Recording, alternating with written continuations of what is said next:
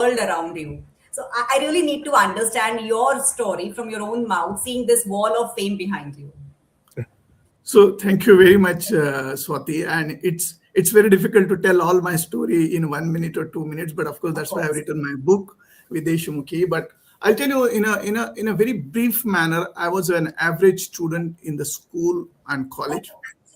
Accidentally, what happened is I stood first in my BCom examination in the entire university, and that was purely an accident, which was not known to me also, and that had changed my life. So that was my first sort of, whatever you can say, North Star, or whatever you want to say. That changed my entire perspective of life. That's one moment I would say.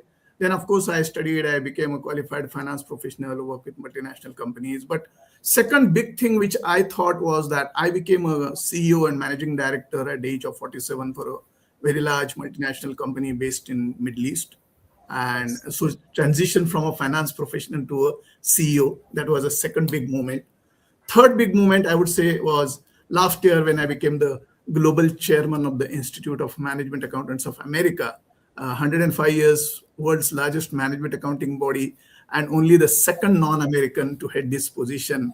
It's a big thing. I'm on their global board for 5 years, and this year I'm global chair emeritus. And the last, not the least, is the book I published last year. So I think these are some of the highlights of my career. Lovely. So I really think that Krish was right. We'll need a couple of more sessions with you to understand you, your recognitions, your achievements in a better way for sure. Thank you. I'm open for it. Lovely. Thank you. Thank So you. thank you so much, Sunil. So the shift to the helm, senior roles and pivotal moments. Sunil, you are looking at the arc of your career. You didn't just climb up the ladder in one industry or so. You lived across industries and completely different worlds.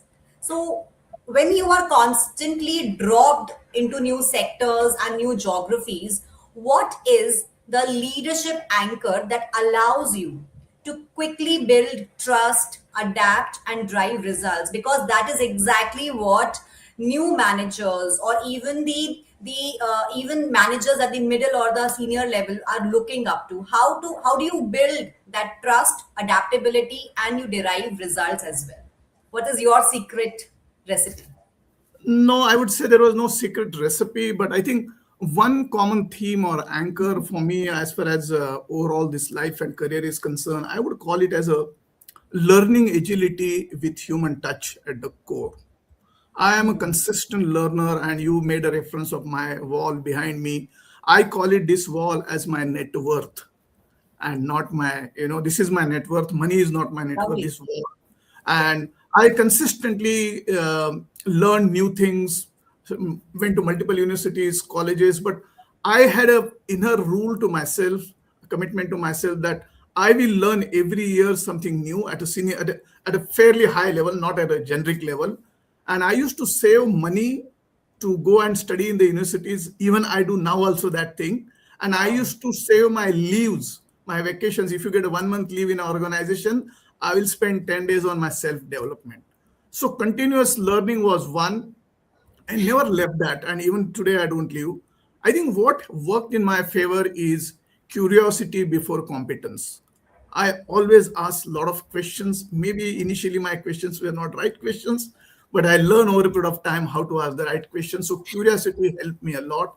Second, very interesting thing which helped me, and I change industries every 5 years, I change my career. What helped me is that how to respect the context and how to create a consistent values. Every industry, every role, every job I did, the context was changing. So I have to make a sense of the context rather than my position or my first or my functional expertise. And of course, the third very, very important thing, which I learned very hard way in my life, is how to listen to the people. And I think these three things combined together sort of help me to look what is an invisible organization, I call it.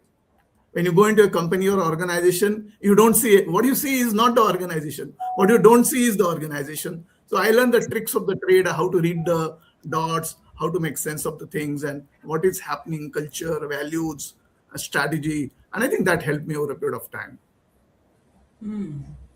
Lovely. That's lovely, and I really love the fact when you say that you believe into curiosity before competence, and Yes. that is where a lot of leaders today are really struggling because of such volatility around us, isn't it? Yes, definitely. And I call it today we are in an infodemic situation. There is too much information.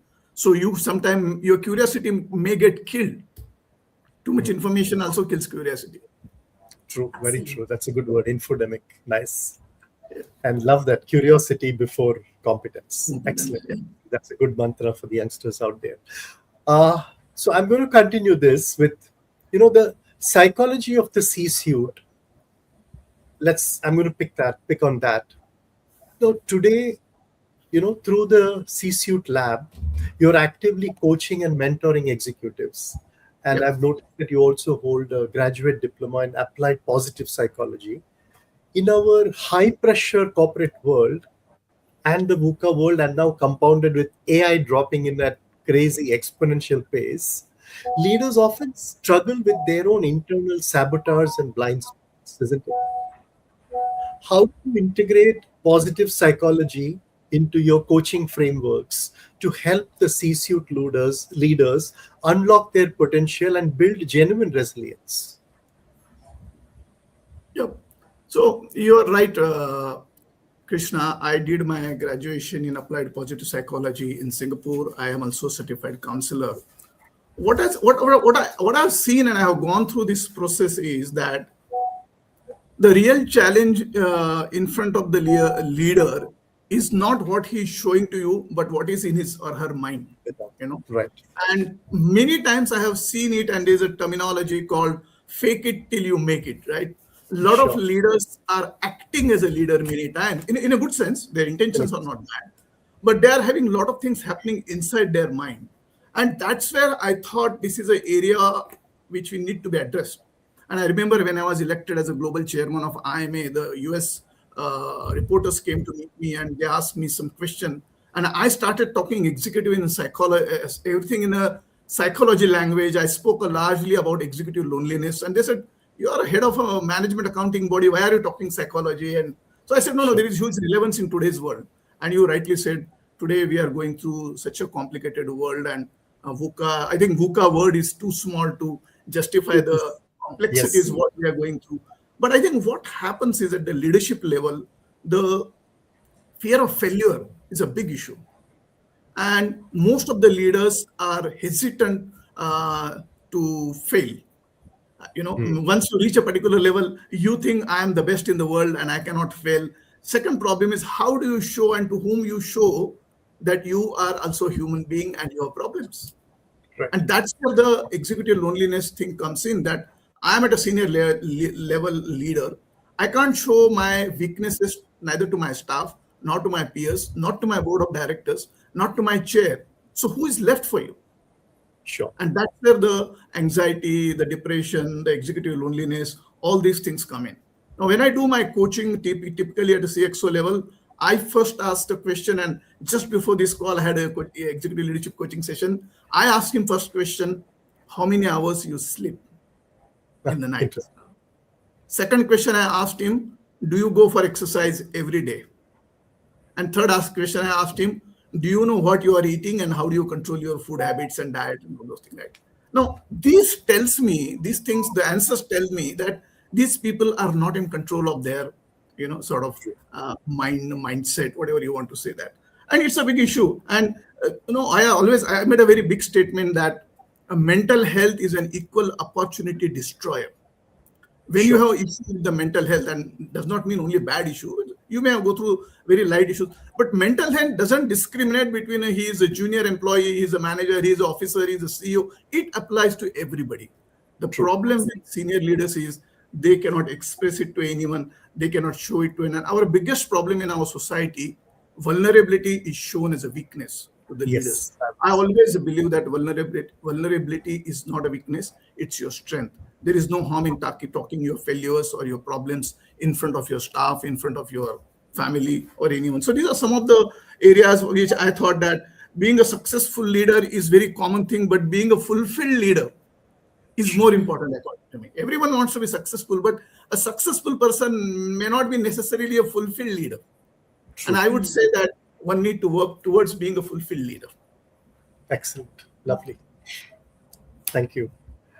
So I really love it continue. when you mentioned that you start from the basics of the person as to number of hours of sleep. We generally don't even talk about it. And when you go Yes. to that level of asking that question, the person also understands the seriousness of the entire coaching program that you're going to bring in, that the change that you're going to bring in. So kudos to Yep. that. Yeah. Thanks. Absolutely. Thanks. Absolutely. Well picked up, Swati. So, continuing this and coming today to something very pertinent that we are seeing across industries and in India, I think governance has landed here also, which we didn't see for many years. At least, we saw it in few places. Today, it has landed quite heavily. You are heavily involved in corporate governance, serving as an independent director for companies like Kinetic Communication, and you're also acting as a strategic advisor for competent boards. You're helping them navigate sustainability and complex market demands. From your vantage point at a board level, where are today's executive teams falling short in their strategic thinking? A, how can they better align with the board's vision for long term creation? All the while, how can the board also be valuing the ethics and looking at sustainability in an ethical manner and looking at businesses with ethics and values, which we are seeing globally? It seems to be eroding quite fast, isn't it? With adding, when we add the complexity, that seems to be eroding.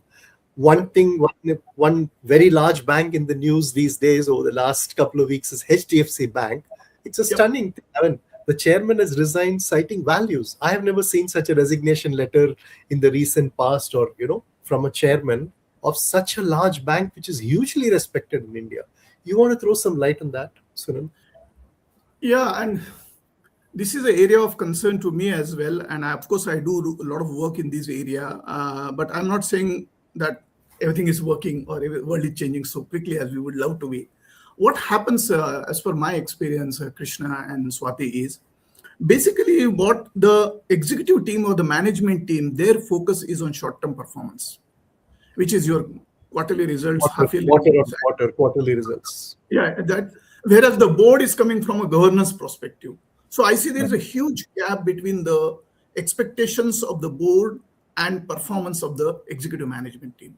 And the biggest issue is who is going to bell the cat, who is going to create a conduit or a bridge between this on executive team on one side and the expectations of the board on the one side. What has happened is also there is a plethora of compliance requirements suddenly cropped in last 5-10 years, right? I mean, we should not blame only the people, right? No, There no, is a not to blame. Yeah, exactly. Yeah. there are so many The regulations. environment also plays a very heavy role in that. Yes, yes. So what is happening is short-term excellence versus long-term value creation is becoming a huge, you can say, a misfit, right? Organizations want short-term excellence, whereas board and the company and the society, so all the stakeholders want a longer-term value creation, which is what we talk about sustainability. I think that's not happening. Second thing is what is happening is that being strategic is the highest demand of the executive management team. But what is your long-term strategic narrative is another aspect which is not being discussed in the boardroom nowadays. Right. And what is the concept of mid-term, short-term, long-term has changed in last 5 years. You know that post-COVID, everything is short-term now. There is no concept of long-term remain. So everyone is trying to quickly make whatever you want to make. I mean, I don't want to use the numbers, but that's another problem. And things like environmental, social governance, they have also gone through lots of ups and downs. And there are 17 sustainability development goals by United Nations, and ESG is one of the part of them. And 183 countries signed that SDG document. 2030 was supposed to be the completion of SDG 17. We are already sitting in 2026. Hardly out of 17, 4 or 5 have been complied with. So it's a big issue. It's a big, and there is a change in environment, like you said, in VUCA, certain countries suddenly saying that we don't believe in ESG and sustainability and all those things. So I think from delivering performance to the role of how to be stewards of the future, I think that's the requirement. and the stewardness, that attitude, that approach, I think it's basically not being percolated down in the management, penetrated to the management level, beyond the board level. It's remaining only at the board level. Sometimes I think there is too much of an intellectual discussion rather than execution. Oh, I see. Okay, interesting. Yeah. Got it. So, do you think we are talking more and doing less? Is that so? I would say they are talking more and doing whatever they are doing only from a tick box. I have done a compliance of BRSR, I have done a compliance of SEBI reporting, whatever is that. Now, I got it. it has to come from within, right? I'm not doing for the sake of doing it. I am doing it for the future of my organization. I am creating a better future for the next generation or my planet. And there was a concept called triple bottom line, people, planet, profit, brought in by Yes. John Elkington somewhere in 1980s, and now we are talking about ESG. But it's the same thing. I mean, we have been Same. discussing this since very long time. Right. Yeah, I think that governance, when it becomes more of a tick box, Yeah. because it's getting heavy and people are compelled to keep it tick box, or it just falls into that line of okay, Yeah. I've got to beat it, have I met it, tick, done, and move on. It doesn't come from the soul of the organization, and I think that's where the gap seems to be visible. Absolutely. Very true. So great, Sunil. So I have the final question where we really want to look forward now. So as we all know, we are operating in a deeply VUCA world, which is volatile, uncertain, complex, and ambiguous. And there is this rapid acceleration of AI, which is reshaping how we work, how we think, and in fact, how we lead. Yeah. For the aspiring and emerging leaders listening today or would listen to this podcast later as well, what are your parting words of advice? What core competencies must they cultivate right now to not just survive in the world, but to really thrive and lead with impact in this age of AI? So, we really want to know this from you now. And I've got to just add one more thing here. What do you tell those 40 somethings? Because that has become the current, our time 60s has become 40s. Yep. And I'm seeing many of them in the middle layer paranoid about losing their job. Either they have become complacent, or just the situation is such, the pace of change has become so rapid that they are struggling in this AI world. I mean, not just VUCA, it's a Bani world, right? Brittle, anxious, and it's quite a brittle world. So Yep. what is your word of guidance to these people? So, multiple things, but I will pick up some 3, 4 things in view of the time available. I think first thing is very important is that do not compete with AI, complement AI. You cannot say that AI is not going to impact me. I am not nothing to do with AI. Those are for technology people. Every single person is going to get impacted by AI. So don't compete with AI. Try to learn, complement the AI. And in psychology, there is a concept called propinquity effect. In a propinquity effect means if you meet the same people again and again, like for example, in our office, eventually our school friends are not good friends, but office friends become good friends because you're spending more time with them. That's a Sure. propinquity effect. Do the same thing with AI. Yeah. Learn, study, exercise, practice, train. So this is the being friendly and getting into there. But there is another aspect of that, which is we are all going to talk eventually, is ethics and responsible AI and all those things. So how to responsibly use the AI, how to responsibly use the whatever you call chat GPT, and there's a very nice Sanskrit shloka, Krishna, Atiparichayat Vadnya. I can recite the complete one, but basically what does it mean is Atiparichayat Vadnya Santata Gamna Dana Daru Bhavati Malaya Parvate Bhillasya Purandri Chandanam Taru Kashtam Indanam Karute. I know it's a big one, I'll just tell you. Ati Parichayat means too much friendship or too much of anything creates a contempt. In a particular mountain called Malay Parvat or Malay whatever hills mountain, the Bhilla women, the tribal women, use sandalwood as their firewood. Oh, So that is too much of anything. Same is when we use AI, we have to don't do like a Ati Parichaya Vadnya. You have to use within the responsible framework of sure. using the AI, and we have to create that framework. There's no one else, and I always tell that. Someone asked me last week, who will create the ethics for AI and all those things. I said, the profession comes first, ethics comes later on. So profession is just coming, AI is just coming in now. Let it explode. Then only ethics and rules and liabilities and the frameworks will come in. But that doesn't mean that in the meantime I will do whatever I want to do. So that's not possible. So that's number one. Be friend with AI. Don't compete with AI. Complement AI. Second thing is very important. In you ask the 40s and 60s, I'll tell you that comfort with ambiguity. In today's leaders, means luckily when we were working, I'm not saying there was no ambiguity, but there was limited ambiguity. Today you need to learn, today's leaders in 40s and young leaders, they need to learn that they have to work with ambiguity now. They will not get the clarity. Sometimes you will not get a clarity until you complete the job, complete the project, and then clarity will come. But that doesn't mean you can't do the work. So comfort with ambiguity is a new skill set. And I talk about corporate sense making a lot. And there's a theory of Carl Weick, American behavioral scientist, and I have written extensively on that. I will not get too much into that. But connecting the dot and making the sense out of that is a corporate sense making. And third is very, very important is that we cannot forget the human-centric approach to whatever we do.